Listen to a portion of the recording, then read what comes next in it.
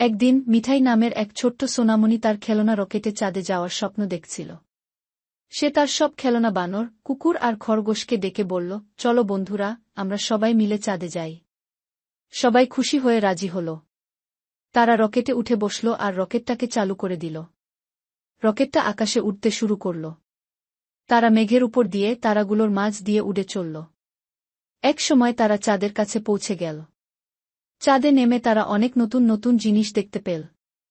চাঁদে গর্ত ছিল, পাথর ছিল আর সবচেয়ে বড় কথা, চাঁদে রাতের বেলায়ও আলো ছিল। মিঠাই আর তার বন্ধুরা খুব খুশি হয়ে চাঁদে ঘুরতে শুরু করল। একদম তখনই তারা একটা ছোট্ট চাঁদা দেখতে পেল। চাঁদাটা খুব কান্না করছিল। মিঠাই গিয়ে চাঁদাকে জিজ্ঞেস করল, তুমি কেন কাঁদছ? চাঁদাটা বলল, আমি একা একা খুব কান্না করি। আমার সাথে খেলার কেউ নেই।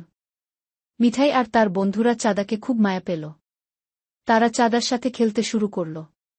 তারা একসাথে লুকোচুরি খেলল, দৌড়াদৌড়ি করল আর অনেক মজা করল। কিন্তু এক সময় মিঠাইকে পৃথিবীতে ফিরে যেতে হল। সে চাঁদাকে জড়িয়ে ধরে বলল, আমি আবার তোমার সাথে খেলতে আসব। মিঠাই পৃথিবীতে ফিরে এসে তার সব অভিজ্ঞতা তার বাবা-মাকে বলল। বাবা-মা খুব খুশি হয়ে মিঠাইকে জড়িয়ে ধরল। শেষ।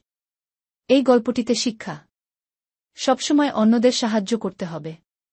নতুন জিনিস শেখা এবং অভিজ্ঞতা অর্জন করা খুবই গুরুত্বপূর্ণ। বন্ধুত্ব সবচেয়ে মূল্যবান সম্পদ।